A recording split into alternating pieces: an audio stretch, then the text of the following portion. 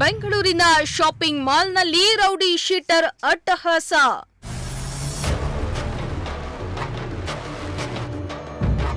Shopping ಮಾಡಿದ ಹಣ ಕೇಳಿದ್ದಕ್ಕೆ ಚಾಕು ತೋರಿಸಿ ಬೆದರಿಕೆ.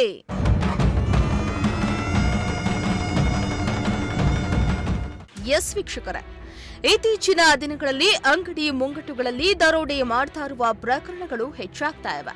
ಇದರೊಂದಿಗೆ ಅಂಗಡಿ ಮಳಿಗೆಗಳಲ್ಲಿ ವ್ಯಾಪಾರ ಮಾಡಿ ಖ್ಯಾತಿ ತೆಗೆದು ಹಣ ನೀಡದೆ ಹೋಗುವಂತಹ ದೃಶ್ಯಗಳನ್ನ ನಾವು ಸೋಷಿಯಲ್ ಮೀಡಿಯಾದಲ್ಲಿ ನೋಡಿದ್ದೇವೆ. ಇತ್ತ ಬೆಂಗಳೂರು ಅಂದ್ರೇನೆ ರೌಡಿಸಂ ಅನ್ನೋ ಪಟ್ಟ ಬೇರೆ ಕಟ್ಟಿಕೊಂಡಿದೆ. ಇಂತಹ ಘಟನೆಗಳಲ್ಲಿ ಪೊಲೀಸರು ಕೆಲವೊಮ್ಮೆ ನಿರ್ಲಕ್ಷ್ಯ ತೋರ್ತಾರೆ.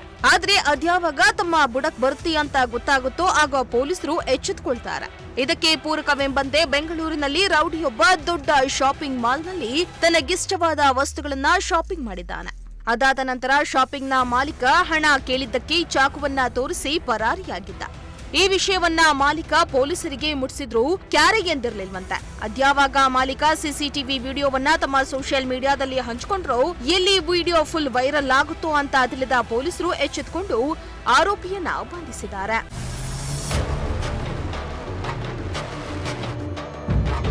ಹೌದು, ಕಳೆದ ಶನಿವಾರ ಬೆಂಗಳೂರಿನ ರಿಚ್ಮಂಡ್ನಲ್ಲಿರುವ ಶಾಪಿಂಗ್ ಮಾಲ್ಗೆ ಅಶೋಕ್ ನಗರ ಮೂಲದ ಇಮ್ರಾನ್ ಅಲಿಯಾಸ್ ಗೋಲಿ ಇಮ್ರಾನ್ ಬಂದಿದ್ದಾನೆ.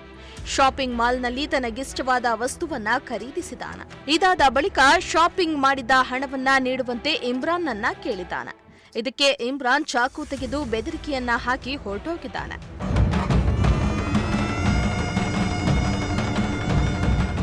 ಈ ವಿಷಯವಾಗಿ ಶಾಪ್ನ ಮಾಲೀಕ ಅಶೋಕ್ ನಗರ ಪೊಲೀಸರಿಗೆ ವಿಷಯವನ್ನ ಮುಟ್ಟಿಸಿದ್ದಾರೆ. ಪೊಲೀಸರು ಚಾಕು ತೋರಿಸಿ ಬೆದರಿಕೆ ಹಾಕಿದ್ದ ಇಮ್ರಾನ್ನನ್ನ ಬಂಧಿಸದೆ ಅದೇನು ಬೇಡ, ನಾವು ಮಾತನಾಡ್ತೇವೆ ಎಂದು ಹೇಳಿದ್ದಾರೆ.